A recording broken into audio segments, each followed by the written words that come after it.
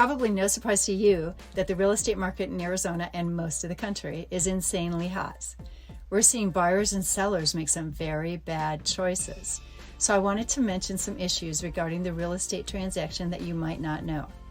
This is Denise Bossche for my April 2022 real estate market update. When a seller lists their home in Arizona, they can give their agent permission or withhold permission to disclose the terms of any offers to other agents. Allowing an agent to disclose the terms of other offers gives that agent the ability to create a bidding war, often bringing in better offers in a competitive bidding situation. And realtors are bound by the code of ethics to treat all parties honestly, so we must be truthful in negotiations. Dual representation is also permitted, allowing a broker to represent both the buyer and the seller in a transaction.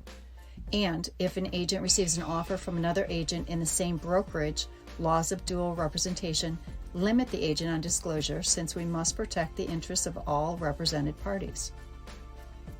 Some buyers these days are going straight to the listing agent hoping to garner an advantage in negotiations. However, depending on the ethics and integrity of that agent, this can also hurt that buyer when it comes to full representation. Make sure you are represented to avoid costly mistakes.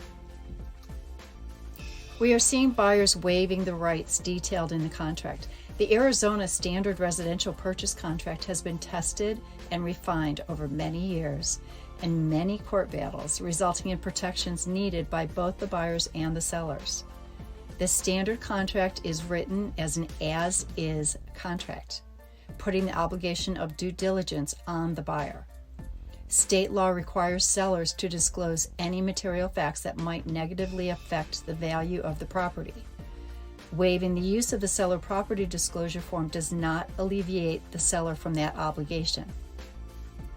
Buyers waiving their rights to an inspection can put themselves in a very costly and dangerous position.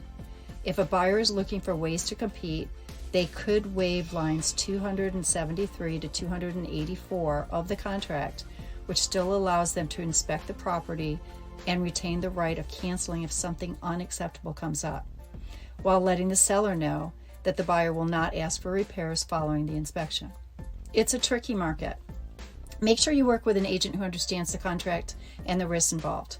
Make sure you work with a trusted advisor like me, Denise Bossche, celebrating 36 years in Arizona real estate. Have a great week and make good choices.